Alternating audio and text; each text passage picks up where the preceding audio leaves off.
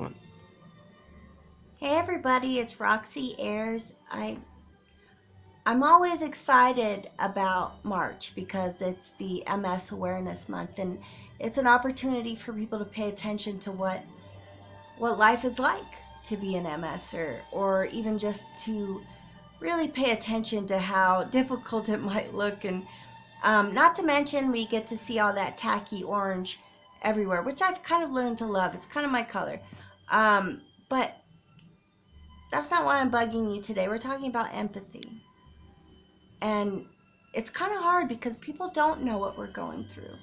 And really, it's kind of our responsibility to kind of communicate that we're having issues or what they're kind of like, because really there's a whole realm of support from people that you can get, because maybe you have issues with your eyes because of your MS, but you'll meet somebody who has issues with their eyes because of their diabetes, but it'll be different but same. And they'll do things to be helpful or kind to let you know just how well they understand what you're going through. But anyways, I want to share a story of empathy. And my family were kind of tough, a little rough around the edges. We don't like talking about the crying part and all the feelings, and my family calls it hanging lip. Every time you're upset, and they're like, why are you gonna hang lip? So anyways, I had a moment, and my sister Marissa, we're all kind of like that. We're noble, but she's a little tough. But I need that. Sometimes I need a more deprecating support than a huggy, thumbs up kind of thing. But anyways, we had this moment where she's not really an empathetic person by nature, I don't think, but we had a moment where we got to kind of experience each other's understanding of what this MS thing is. And she has MS as well, but hers is a different brand. She doesn't have the kind that's kind of crazy like mine, that affects my eyes and my balance and any kind of tactile sensations in your hands.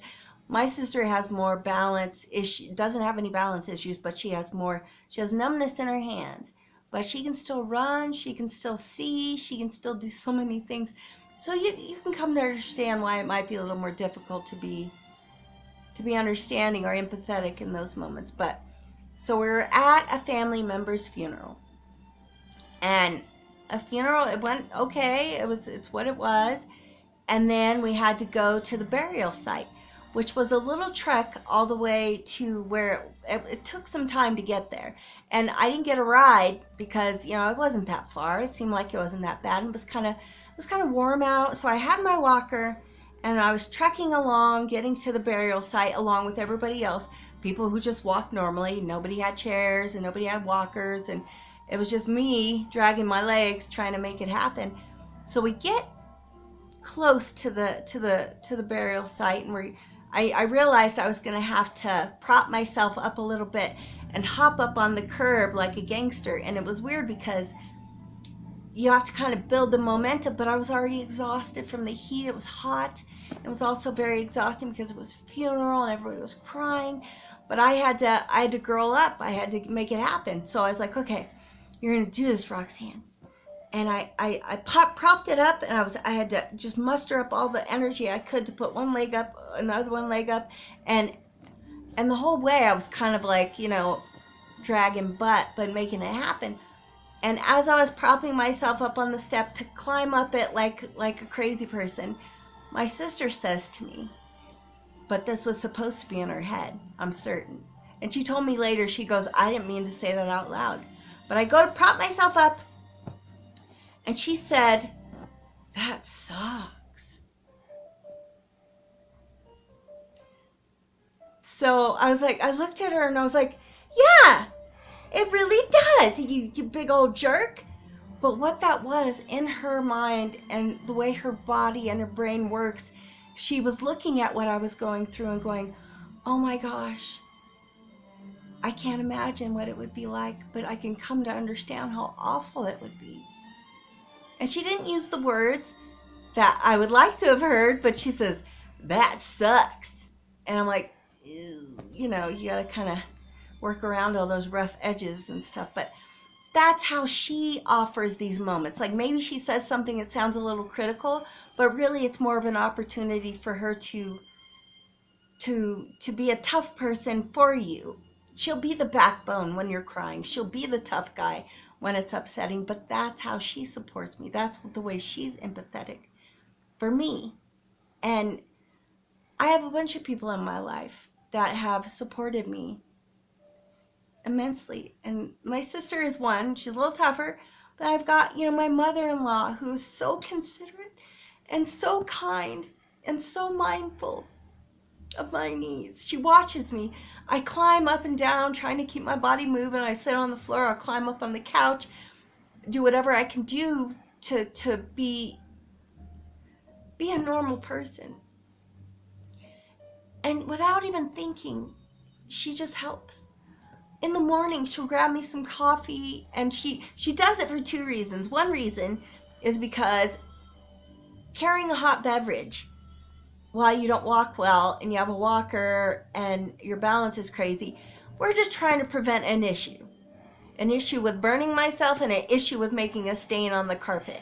So it's helpful, but really her making those moves before I even have to ask her, and being kind when she does it, and lets me know where she's setting things, because sometimes my eyes are a little crazy and I don't see it. We are all blessed with people who can offer us some kind of support. It's not all the same. You have the brand like my sister, and you have the brand like my mother-in-law, and it's bananas.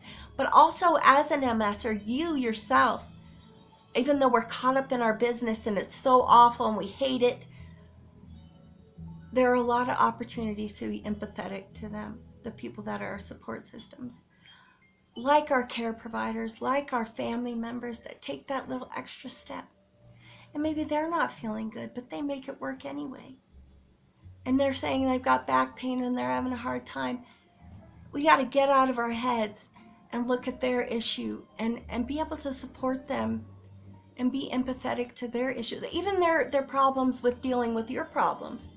You know what I mean? Watching somebody you love be sick is harmful and hurtful to your heart.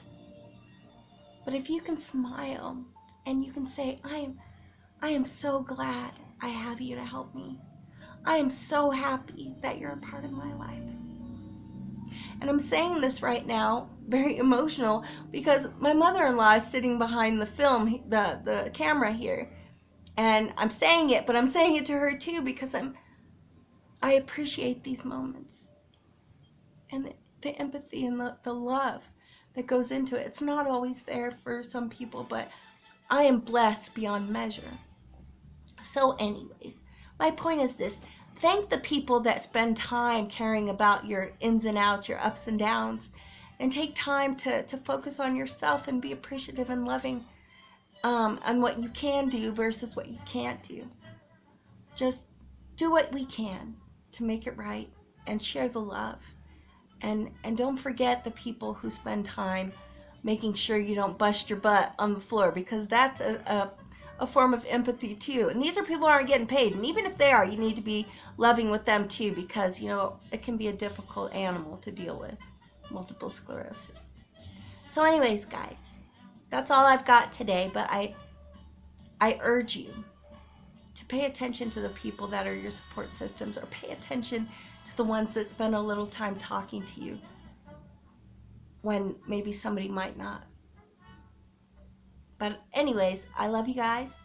Share the love and let everybody know you're kicking butt, even though you're a capper.